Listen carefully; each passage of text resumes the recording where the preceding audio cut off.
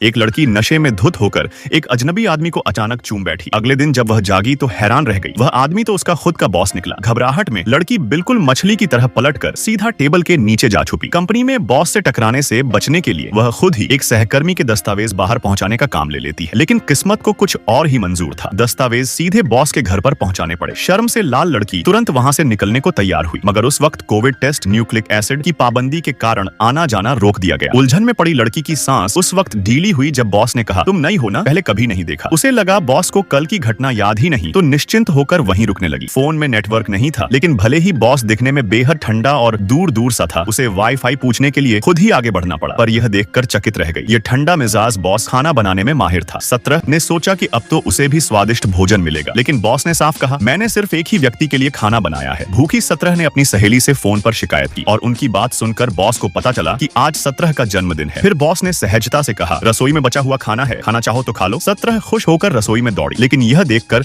उसकी आंखें भर आईं। बॉस ने दरअसल उसके लिए ही शानदार सी फूड नूडल्स तैयार किए थे। भावुक 17 ने अपनी नेकलेस उतारने की कोशिश की, पर वह खुल नहीं रहा था। तभी अचानक पीछे से 2 हाथ आगे बढ़े। बॉस ने मुस्कुराकर कहा, फिक्र करने वाले बस फिक्र करते हैं, इतना नाटक क्यों कर रही हो? फिर हल्की शरारत के साथ बोला, क्योंकि मुझे डर है तुम खुद को रोक नहीं पाओगी और फिर से मुझे चूम लोगी। 17 वहीं ठिठक गई। उसे अब समझ आया कि बॉस को सब कुछ याद था। अगले दिन जब 17 अब भी नींद में थी, बॉस ने उसे जगाकर कहा, लॉकडाउन खत्म हो गया है, तुम अब जा सकती हो। उसे लगा उनकी कहानी यहीं खत्म हो जाएगी, लेकिन कुछ ही देर बाद बॉस ने कंपनी में 17 को सूटकेस घसीटते हुए फिर से देख लिया।